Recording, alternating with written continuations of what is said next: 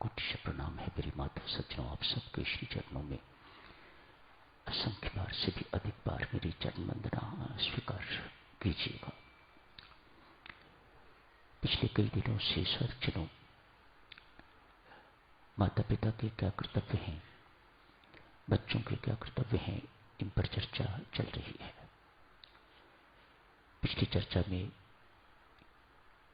आपने देखा था, थोड़ा सा याद दिला दूं आपको, एक गांव की बात हुई थी जिसमें सभी के सभी राम भक्त बसते हैं, एक बालक को छोड़ के। संतों के प्रति श्रद्धा नहीं है, परमात्मा के प्रति विश्वास नहीं है। मां बहुत दुखी है।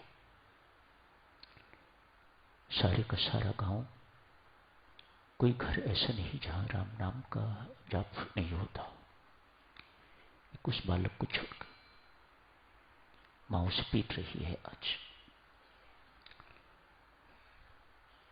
मेरे माथे पर तो क्लक, मेरी नाक कटवा के रख दी तूने। जगह जगह मेरा अपमान होता है। एक संत का आगमन हुआ, देखा मां बालक को कूट पीट रही है। कारण पूछा,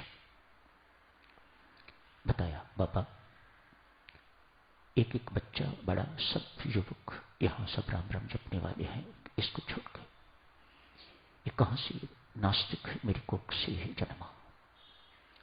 इसे पीटू ना तो और क्या करूं, पूजा करूं इसकी।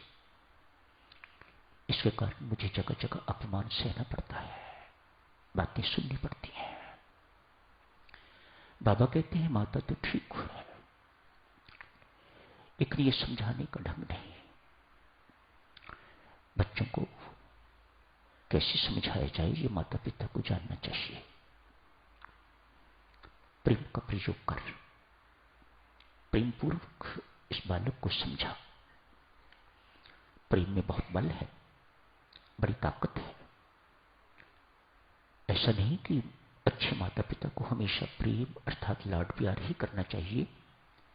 यहां यह जरूरत पड़े कि उसे डांटने की आवश्यकता है, समझाने की आवश्यकता है, वहां डांटना भी चाहिए। Be practical, be practical parents. बाबा कह रहे हैं माता इसे प्रेम पूर्वक समझा। एक काम और कर, जब तू जाप के लिए बैठती है, ध्यान के लिए बैठती है, अमृतवाणी का पाठ करती है, उस वक्त इस बालक को भी अपने साथ बिठा। मजबूर नहीं करना कि तू जाप कर या अमृतवाणी का पाठ कर या ध्यान लगा, बस अपने पास बिठा। ये मैं इसलिए कह रहा हूं, आज का बच्चा इतना आज्ञाकारी नहीं है जितना अनुकरणीय है, अनुकरणशील है। जो माता पिता को करता देखता है बच्चा तत्काल कर देता है। आप कभी देखो, मंदिर में लेके जाओ बच्चे को, आप उसे जबरदस्ती कहो मत्था टेके तो नहीं टेकता, लेकिन 2 बार आपने मत्था टेक दिया तो आपको देखते ही वह भी अपना मत्था परमात्मा के आगे टेक देता है। मानो आज का बालक इतना आज्ञाकारी नहीं है जितने पहले वक्तों में हुआ करते थे। अनुकरणशील है। अच्छा या बुरा जो कुछ भी दिखता है, ये आपकी जिम्मेदारी है। आप उसे अच्छा कुछ दिखा रहे हो या कुछ बुरा दिखा रहे हो। अच्छा दिखाते हो तो अच्छा प्रभाव उस बालक पर पड़ता है, यदि बुरा दिखाते हो तो बुरा प्रभाव भी उसी ढंग से उस बालक पर पड़ता है। परमेश्वर की कृपा हुई इस बालक पर। दोनों चीजों का प्रयोग किया माता ने, प्रेम का प्रयोग भी किया और दूसरा जो ये कहा इसका भी प्रयोग किया। कालांतर में देरिए सज्जनों, यही बालक उपनिषदों का मशहूर संत उद्दालक बना है, ऋषि उद्दालक। कितना बल है इस चीज में। जिन साधकों ने उपनिषद पढ़े हैं उनको महर्षि उद्दालक का नाम कई सारे उपनिषदों में पढ़ने को सुनने को मिलेगा। वही हैं जो अन्य संतों महात्माओं के साथ, अन्य ऋषियों के साथ राजा अश्वपति के पास उपदेश के लिए गए थे। मानो ऋषि उद्दालक, आप देखते हैं, वो तो बचपन की बात हुई, अब देखते हैं ऋषि उद्दालक अपने जीवन से हमें क्या सिखाते हैं। सर्वप्रथम, ज्ञान किसी से भी हो, कोई ऐसा नहीं कि जरूरी है कि हम ब्राह्मण हैं तो क्षत्रिय से ज्ञान क्यों लें, शूद्र से ज्ञान क्यों लें। जहां से भी कुछ मिलता है, जहां से भी कुछ सीखने को मिलता है, महर्षि उद्दालक सिखा रहे हैं, हमें बता रहे हैं। हम सबको, बच्चों से लेकर बड़ों तक हमें बता रहे हैं, मत सोचो सिखाने वाला कौन है। यदि वहां से कुछ सीखने को मिलता है तो जाओ, उसकी चरण शर्त में जाओ, उसको मत्था टेको, विनम्रता पूर्वक उसकी सेवा करो, ताकि वह आपको कुछ दे सके जो उसके पास है। भक्तजनों, माता पिता को जहां हनुमान चालीसा पढ़ना सिखाते हो, कंठस्थ करवा देते हो आप।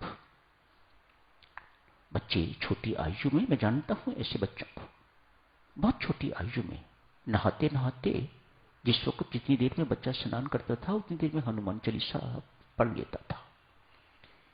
बदकिस्मती की बात है ना, ये सब कुछ तो हुआ, लेकिन माता पिता ने उन बच्चों को झुकना नहीं सिखाया।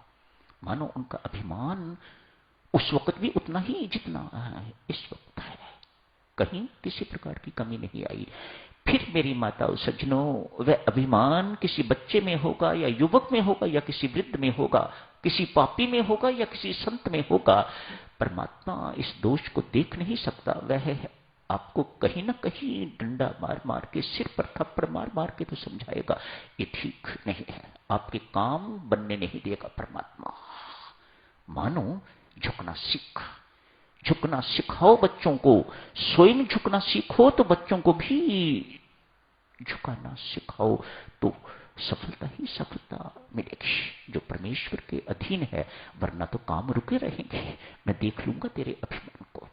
परमात्मा के अपने ढंग हैं देवियों सज्जनों हमें सिखाने के, पढ़ाने के।